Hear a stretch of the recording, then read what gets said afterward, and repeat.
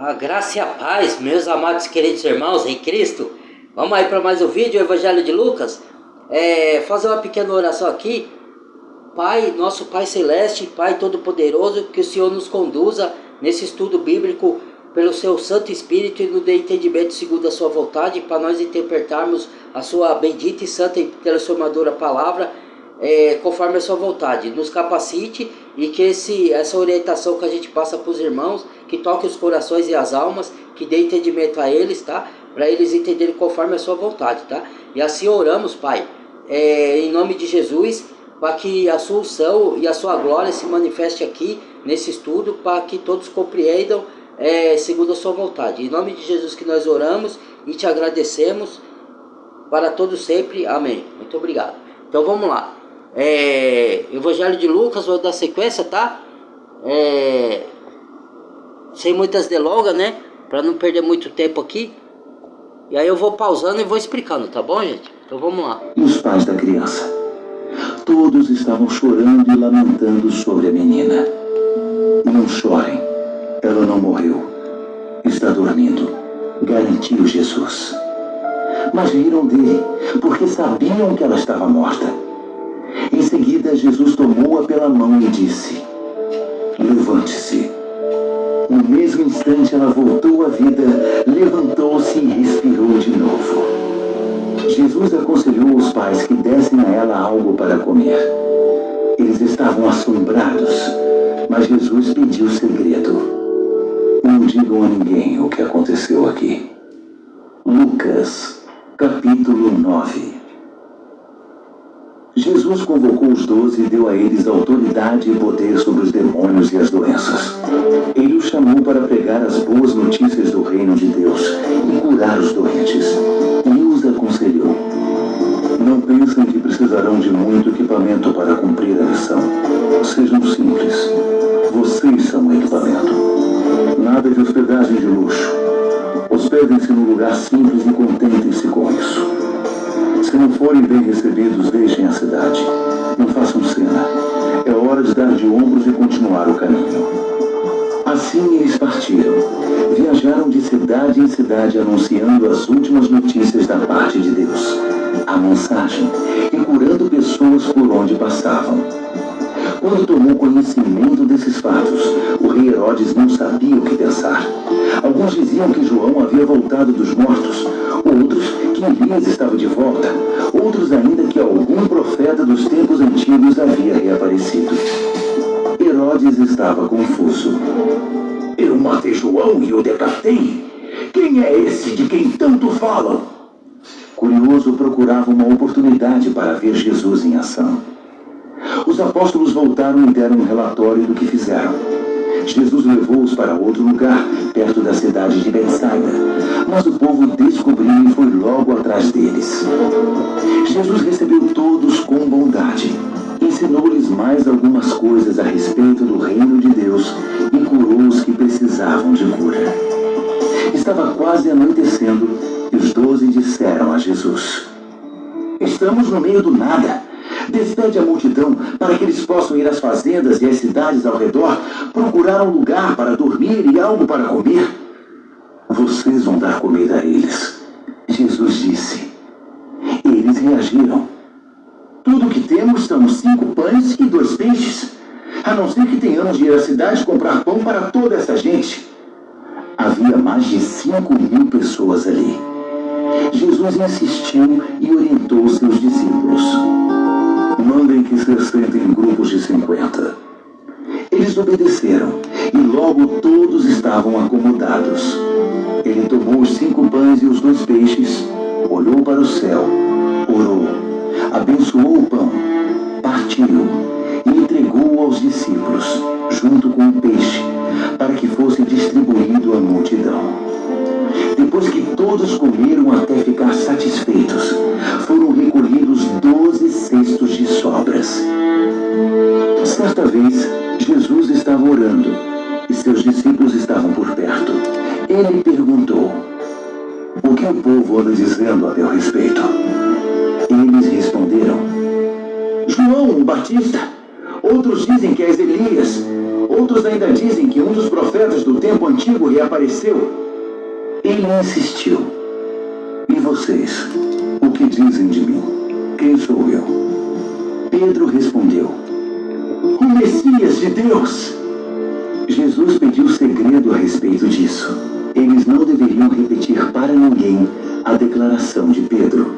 E acrescentou: o Filho do Homem terá de passar por sofrimento.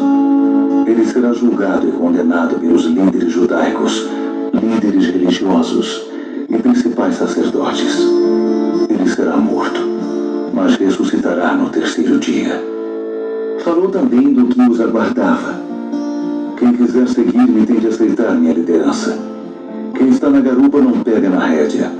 Eu estou no comando. Não fujam do sofrimento. Abracem-no. Sigam e mostrarei a vocês como agir. Autoajuda não é ajuda de jeito nenhum. O autossacrifício é o caminho, o meu caminho, para que vocês descubram sua verdadeira identidade. Qual é a vantagem de conquistar tudo o que se deseja, mas perder a si mesmo? Se algum de vocês tiver vergonha de mim e do caminho pelo qual os conduzo, o Filho do Homem irá envergonhar-se de vocês quando voltar em sua glória com o Pai e os santos anjos. Entendam que não é pouca coisa. Alguns de vocês aqui verão tudo isso acontecer. Verão o reino de Deus com os próprios olhos. Cerca de 8 dias depois, Jesus subiu a um monte para orar e levou com... Então, irmãos, vamos dar o esclarecimento aqui, porque ele falou ali, né, Jesus falou ali tava falando ali, né, de quem ele era, né, porque tava falando se era profeta, se não era, tal, as pessoas diziam, né, e ele é o Filho de Deus, né, então, ele fez todos aqueles milagres para comprovar isso, né, para mostrar para os fariseus. Só que ele falou ali que ele ia ser crucificado pelos líderes religiosos. Ó, líder religioso sempre envolvido. Por isso que eu falo de religião, gente. Aí as pessoas me criticam. Eu falo, não tem nada a ver, irmão. Deus tá lá e tal, que não sei o que lá. Eu falei, tá bom. Você vai ver no final dos tempos. Deus vai destruir tudo isso aí. Lembra, nesse tempo mesmo de Jesus, quando os discípulos começaram a elogiar os templos religiosos, o que Jesus falou? Não sobrará pedra sobre pedra. O templo religioso foi criado pelo filho de Davi, Salomão. Salomão edificou o templo de Deus de pedra e Deus aprovou. E Deus começou a habitar lá. Mas isso foi no Antigo Testamento. Quando Jesus veio, ele falou, adorareis o Pai, Espírito e verdade. Onde está 2 ou 3 reunidos em meu nome, lá estou eu no meio deles. Toda cerimônia que é feita hoje, que era feita no Antigo Testamento, é só simbolismo. Entendeu? Ela não tem poder nenhuma. Naquela época até tinha, porque era a época que Deus estava guiando e dava prosperidade, terra que mana leite e mel. E o que acontece? Era adoração na carne, entendeu? Era adoração em verdade, mas não em espírito total. Não era em espírito total. Quando o Espírito Santo desceu, quando Jesus veio em dia de Pentecostes, em Atos 2, aí sim. Aí, é por isso que ele falou para a mulher samaritana, dê-me de beber e tal. Aí teve aquela conversa com ela, e ela falou assim, agora adorarei o Pai em espírito e em verdade. Lá eles adoravam em verdade, mas não totalmente em espírito. E aqui hoje, as religiões adoram em espírito, mas não em verdade. Então você tem que adorar o Pai, a verdadeira adoração é em espírito e em verdade. Entendeu? Não tem mais lugar físico, não tem mais nada. Qualquer lugar que você tiver, inclusive pode ser até num templo religioso, mas o templo tão corrompido. E Jesus falou, e por isso que ele destruiu o templo daquela época. Então transformando a casa de meu pai em covil de ladrão e casa de comércio. E o que está acontecendo hoje também. A história se repete, entendeu? Só que vai ter um fim. E ele falou, ó, seguir-me, ó o que ele falou ali, ó. Se vergonhar de mim, o Filho do Homem na sua vida com os seus santos anjos, quando ele vier em glória, que ele está falando da segunda vida que ele vai vir no final dos tempos. O Filho do Homem vai se vergonhar de vocês. E outra, não fuja do sofrimento, porque o sofrimento, segundo a Deus, é redenção, entendeu? Porque Jesus sofreu por nós, então os discípulos sofreram. Entendeu? A gente vai passar por sofrimento, mas vamos ser mais que vitoriosos em Cristo. Entendeu? E a maioria não quer pegar os ensinamentos de Jesus e colocar em prática. Eles querem só regozijo para a carne. Que adianta? Ele falou ali. Que adianta? Só que ele falou de uma versão diferente, né? Na outra Bíblia tem outra versão. Que adianta o homem ganhar o mundo inteiro e perder a sua alma? E ele falou ali perder a si próprio, mas é perder a sua alma, né? Sua alma ir pro inferno. Que adianta você ganhar todas as coisas desse mundo aqui, botar o coração nas coisas desse mundo e perder sua alma? Você não vai para a vida eterna, você vai para o lago de fogo. Você, quando eu digo, tá? Eu falo uma maneira de dizer, tá, gente? Eu tô falando vocês aí. Tô falando as pessoas que estiverem vivendo nessa situação, entendeu? Então é mais ou menos isso que ele quis dizer ali, tá? Então vamos voltar aqui.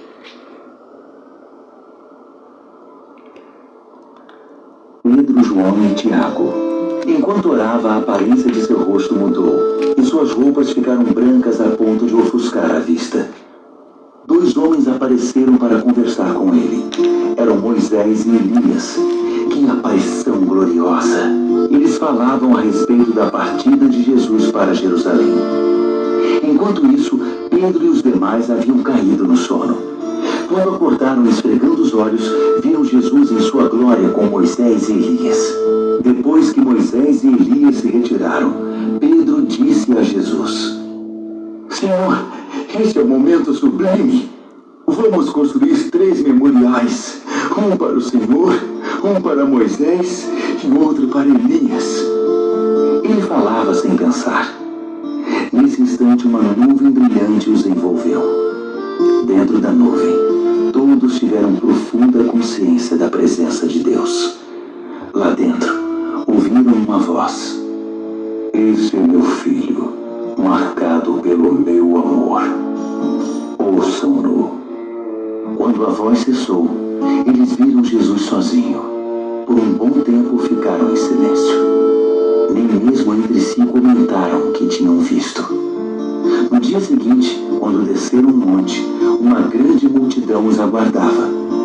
Então um homem gritou do meio do povo: Mestre, por favor, estou suplicando pelo meu filho, meu único filho. Um espírito costuma se apoderar dele. Ele começa a gritar, tem convulsões, fica babando e perde a cor. Pedi aos teus discípulos que o libertassem, mas não puderam. Jesus suspirou. Mas que geração! Vocês não conhecem Deus? Até quando vou ter de aguentar esse tipo de coisa? Quantas vezes ainda vou ter de passar por isso? Traga seu filho aqui. Enquanto o menino era trazido, o demônio derrubou ao chão com fortes convulsões. Jesus ordenou ao espírito imundo que saísse, curou o menino e entregou-o ao Pai. O povo ficou perplexo e maravilhado diante da majestosa grandeza de Deus. Os discípulos permaneceram ali, ainda não recuperados do assombro diante de tudo que Jesus havia realizado. Ele anunciou ao grupo: O Filho do Homem está para ser traído por gente que não quer nada com Deus. Eles não sabiam do que ele estava falando. Era como se ele falasse uma língua desconhecida. E mesmo sem entender nada, tinham vergonha de perguntar o que ele estava querendo dizer. Começaram então a discutir sobre quem deles era o maior. Quando Jesus percebeu a importância que davam a isso, pôs uma criança ao seu lado e declarou: Quem recebe uma dessas crianças como eu estou fazendo, também me recebe. E quem me recebe está recebendo aquele que me enviou. Vocês se tornam grandes pelo que aceitam, não pela opinião que conseguem impor. É o espírito de vocês, não a grandeza, que faz diferença. Então João disse a Jesus: Mestre, vimos um homem usando teu nome para expulsar demônios e o impedimos, porque ele não é do nosso grupo. Jesus reprovou-os: Não o impeçam. Se ele não é inimigo, é aliado. A hora de sua ascensão se aproximava. Então, meus irmãos, aqui cabe uma ressalva, né? Porque assim, eles foram expulsar os demônios, os discípulos, né? E não conseguiram. Aí Jesus, em outro evangelho, porque nesse não fala, esse é o de Lucas, tem 4 evangelhos. Jesus falou, esse tipo de demônio só é expulso com jejum e oração. Aí é um engano dos religiosos, porque o religioso é religioso, então ele não tem a visão totalmente espiritual nessa passagem. Porque Jesus estava se referindo, porque os discípulos estavam discutindo quem era o maior entre eles. E ali Jesus pegou uma criança. E o que Jesus quis dizer? Quem recebe uma criança, recebe a mim. Então, quando a gente recebe a Jesus e você vai entrar no reino de Deus, você tem que receber a fé, uma fé como uma fé de uma criança, porque a criança é pura, entendeu? Então, é isso que ele quis dizer, o simbolismo. Então, você tem que ter uma fé como de uma criança. Então, e eles estavam discutindo quem é o maior, e ele falou, o menor será maior no reino dos céus. Então, não tem sentido você discutir quem é o maior, porque as coisas que são reveladas não por quem é maior, e sim pelo Espírito que está em vocês, que é o Espírito de Deus, que é o Espírito de humildade, entendeu? Então não faz sentido essa discussão, e eles não expulsaram o demônio por causa disso, porque eles estavam discutindo em outra. Quando fala de jejum e oração, está falando para você não é viver só em jejum de comida, ele está falando de você se abster das coisas mundanas. Porque enquanto a gente não se abster das coisas mundanas, se você se depara com o endemoniado, você vai tentar expulsar o demônio, você não consegue, porque você está cheio de coisas do mundo. Então você tem que se esvaziar do seu eu, esvaziar das coisas mundanas. Por exemplo, ficar não é a vida toda não. Jejum das coisas do mundo, não adianta você só fazer jejum de alimento. Você pode até fazer jejum de alimento também, não estou falando que é errado. Mas não adianta você fazer jejum de alimento e ficar assistindo coisas do mundo, você tem que... Eu fiz uma vez um jejum de 2 ou 3 dias, só assistindo coisas bíblicas, só estudando a Bíblia, e dentro de casa, e fazendo jejum de consagração a Deus. Então é isso, você se esvaziar de tudo. Vai ter momentos que a gente precisa fazer assim. E principalmente os profetas de Deus, principalmente os apóstolos, que estavam numa missão. Então a gente que é chamado para missão, nem todos são chamados para a missão de Deus. Muitos são chamados para salvação, mas não para realizar uma missão específica. Entendeu? Mas muitos de nós somos chamados para a missão. Então a gente tem que se esvaziar de tudo para poder fazer a missão. E cada um tem Jesus disparte os dons como ele quer. Nem todo mundo tem todos os dons. Tem pessoas que tem 2 dons só. Tem 1, tem 3, tem 4. Então ele que distribui, Jesus. Eu tenho acho que os 3 dons, ou 4. Entendeu? Eu tenho o dom de sentir, discernimento de ambientes, carregado ou não. Eu tenho o dom que é dado por Deus, não é meu, tá? Foi Deus que me deu, não é eu não sou nada. Quem é Deus, ele que opera. Quando as pessoas expulsam o demônio, não é a pessoa que expulsa o demônio, é o nome de Cristo, é o nome de Jesus. Em nome de Jesus, saia dele espírito imundo. É o nome de Jesus que tem poder, não é o fulano lá que tem o dom. Entendeu? Tanto é que tem uma passagem em Mateus, no Evangelho de Mateus, que fala, em teu nome, Senhor, não expulsamos demônio, não fizemos muita maravilha, não curamos muitos enfermos. Ele fala, apartai de mim, vós que praticais iniquidade. Nem todo que diz Senhor, Senhor, entrará no reino dos céus. Entendeu? Então vós que praticais iniquidade, apartai de mim. Então quer dizer, ele expulsava o demônio, mas não ia entrar no reino do céu, porque eles praticavam iniquidade. Então, mesmo assim, eles expulsavam o demônio, praticando a iniquidade. Por quê? Não era eles, era o nome de Cristo. Quando o nome de Cristo é invocado com fé, você fala, sai dele espírito imundo em nome de Jesus Cristo. Aí o espírito sai fora, porque é o nome de Jesus que tem poder, não é eu ou vocês, entendeu? Então cada um tem o dom.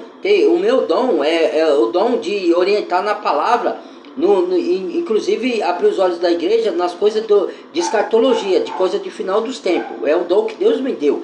Só que às vezes eu posso evangelizar, fazer às vezes do evangelista, mas eu não tenho o dom. Que nem Paulo falou para, acho que foi, não sei se foi para Timóteo ou Tito, que ele falou assim, faze às vezes de um evangelista, porque ele não era evangelista, mas ele tinha que fazer às vezes de evangelista. Às vezes eu me perco em fazer às vezes de evangelista, porque o meu dom é orientação, tem dom de doutor. O doutor é que ensina a palavra, entendeu? Tem dom de doutor, tem dom de interpretação, tem dom de línguas, tem dom de pastor, tem dom de de ancião, tem vários dons que Deus distribui como Ele quer, a quem Ele quer. Nem todo mundo tem vários dons, tem pessoas que só tem um ou dois dons, entendeu? Então é esvaziar, entendeu? Ali você tem que se esvaziar para expulsar certos demônios, entendeu? É nesse sentido que ele estava falando, se esvaziar das coisas do mundo, não é só de fazer jejum, entendeu? E você tem que ser humilde. O poder vem de Deus, não é você se achar. Quando você se acha alguma coisa, se acha melhor do que os outros, você está com falta de humildade. Então você não vai colocar seu dom em prática por causa disso, você não vai conseguir, você não vai estar cheio de unção de Deus, entendeu? É isso que ele quis dizer. Então vamos lá, vamos terminar aqui. De corajosa, Jesus decidiu ir para Jerusalém e enviou alguns mensageiros a uma cidade samaritana, a fim de fazer preparativos para a viagem. Mas quando os samaritanos souberam que o destino dele era Jerusalém, recusaram-se a recebê-lo. Quando ficaram sabendo disso, Tiago e João disseram: Mestre, o senhor quer que invoquemos um raio do céu para acabar com eles? Jesus os repreendeu: Claro que não. Foram então para outra cidade. No caminho, alguém pediu permissão para acompanhar Jesus. Com o Senhor, irei para qualquer lugar. Jesus foi incisivo. Você está mesmo pronto para me seguir? Saiba que não costumamos ficar em boas hospedagens. Jesus disse a outro homem: Siga-me. Ele respondeu: Tudo bem, só que preciso de alguns dias. Tenho de acertar a questão do sepultamento do meu pai. Jesus afirmou: As coisas mais importantes primeiro. A prioridade é a vida, não a morte. A vida é urgente. Anuncie o reino de Deus. Outro declarou: Estou pronto para seguir o Senhor, mestre, mas antes preciso acertar as coisas lá em casa. Jesus reagiu: Sem adiamentos. Nada de olhar para trás. Ninguém pode deixar o reino de Deus para amanhã. A oportunidade é para hoje. Lucas. Aí, irmãos, mais um ensinamento para nós aí. Quando eu falo, aí as pessoas me criticam. Buscar primeiro o reino de Deus e todas as coisas lhe serão acrescentadas. Quando você deixa o reino de Deus por último, aí você vai colher consequências ruins. Por quê? Aí você não sabe por quê. É o que eu falo para as pessoas. Aí as pessoas buscam coisas do mundo. Primeiro, essa passagem aí é que o Evangelho de Lucas cortou, né? Porque cada evangelho tem essa passagem, mas um pouco mais prolongada, né? Então, ele falou assim: quem quer me seguir? O outro que falou assim: mas primeiro eu vou enterrar o meu pai. Só que o pai dele ainda não tinha morrido. Ele estava se referindo que ele ia esperar o pai morrer para poder seguir Jesus. Jesus falou: deixa os mortos enterrarem seus mortos. Parecia que Jesus estava sendo duro, falando assim: seu pai morreu, então ele já morreu, então me siga. Você não pode fazer mais nada por ele. Mas não era bem isso. Ele não tinha nem morrido, o pai do cara. Ele estava querendo esperar o pai morrer para seguir Jesus. O reino de Deus é hoje. Você me siga hoje. Entendeu? E o outro deu desculpa lá: vou cuidar das coisas primeiro. Não, buscar primeiro o reino de Deus. Jesus está chamando. Você quer seguir verdadeiramente? Então, largue tudo. Entendeu? Não é largar tudo a sua vida assim. É largar naquele momento. Você vai seguir. Depois, as coisas se acertam com o tempo. Entendeu? Então ele falou para Marta. Marta estava preocupada em arrumar a casa para deixar bonita para Jesus. Maria estava aos pés de Jesus aprendendo dele. Aí Marta falou: não se me dá, Senhor, que minha irmã não me ajude. Aí ele falou: Marta, Marta, estás atribulada com muitas coisas. Maria escolheu a melhor parte, que foi aprender de Jesus. Então, as pessoas ficam tarefadas com o seu dia a dia, com as suas correrias. Não que não seja importante, tá? Vou resolver as coisas, não estou falando isso. E ele falou lá atrás de diversão, a pessoa fica querendo se divertir e esquece do reino de Deus. É isso que ele está falando. Não é que é errado se divertir, não é que é errado arrumar a casa. Mas primeiro, busca Deus. Você acorda de manhã, a primeira coisa que você vai fazer, vai orar.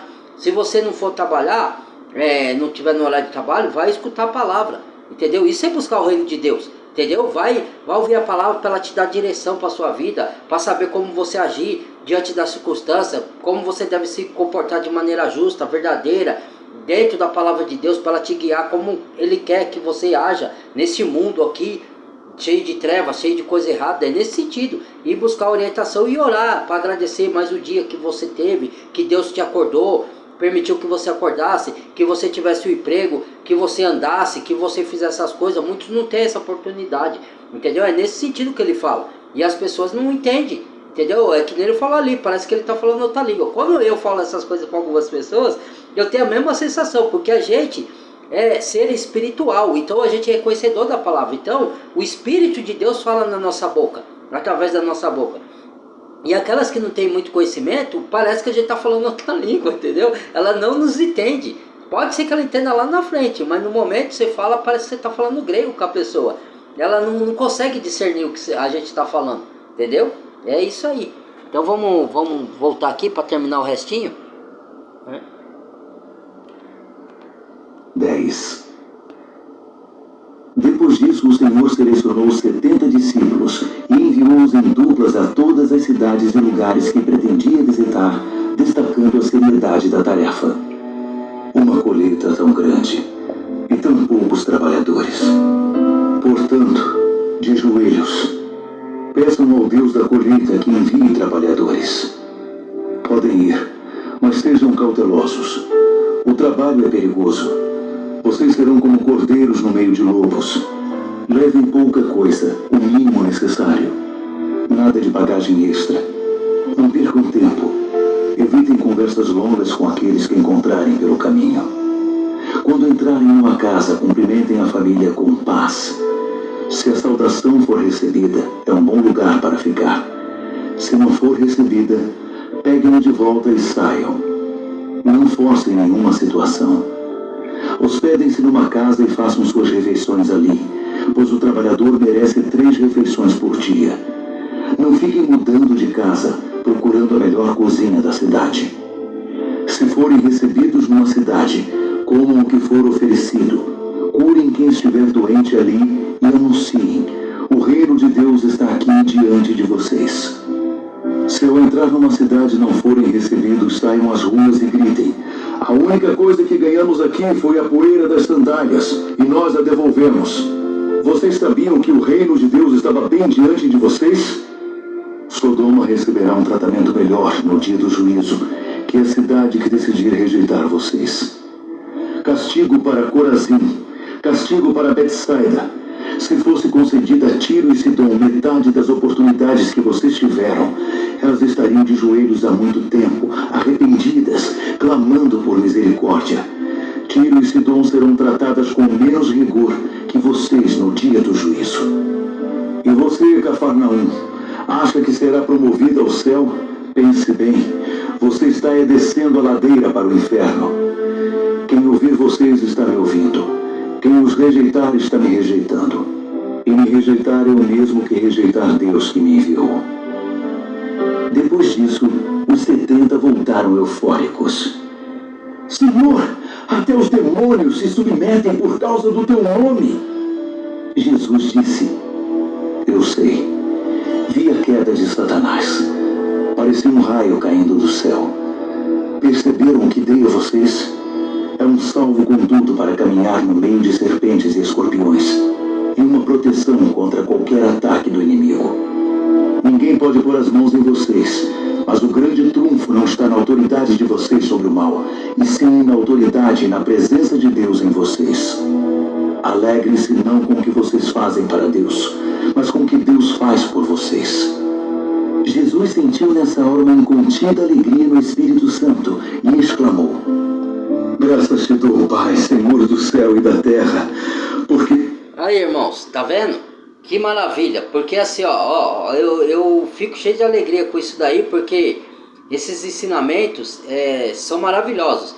Porque você veja, ele falou ali, eu dei autoridade, é o que eu falo, para vocês andarem no meio de lobos e pisar escorpião e serpente, mas pela autoridade do Pai, não é por vocês mesmos, entendeu?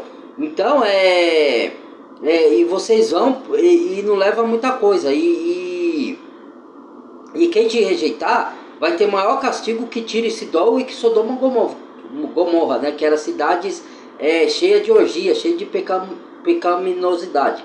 entendeu? Então, quem rejeita a Cristo, tá rejeitando a vida, entendeu? Então, quando eles iam de cidade em cidade, ó, é o que eu falo. E outra, ele falou, o trabalhador é digno da sua refeição. Aí, você volta lá para... não sei qual carta que foi, acho que é Timóteo, 1ª e 2ª Timóteo. Aí os líderes religiosos distorcem, falam assim, o trabalhador, que tem uma passagem de Timóteo também, né? Não amordeça o boi que debulha, o trabalhador é digno do seu salário. Aí é o que eu falo aqui, ó, o salário, que ele quer dizer, não tem nada a ver que você ganhe salário por mês para ser sustentado, porque Paulo, ele trabalhava, ele era consultor de tendas, e ele vivia das ofertas, sim, para poder ele viajar, pregar de cidade em cidade, para ele se alimentar. Então ele comia, ele era sustentado por alimento também. Então ele está falando nesse sentido de salário, não está falando de um salário por mês que você paga para o pastor sem vergonha aí, ficar falando, distorcendo a palavra, e falar e pegar essa distorção e falar, o trabalhador é digno do seu salário, então tem que ganhar o salário por mês. Não é isso não que a palavra diz, tá?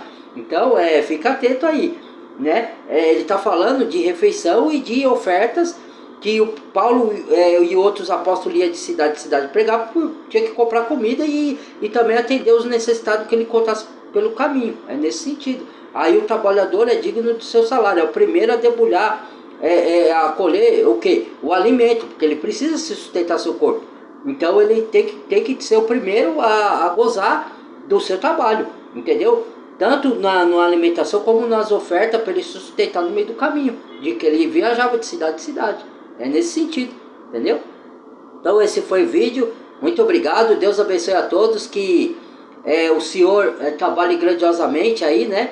Para poder abençoar vocês com essa palavra, e que Ele haja com o seu sobrenatural na vida de todos vocês, meus irmãos amados, e que milagres aconteçam na vida de vocês. E o maior milagre é a conversão. O maior milagre é você se tornar uma nova criatura, é você entregar a vida para Jesus, né? É uma satisfação imensa. Jesus é o meu maior tesouro.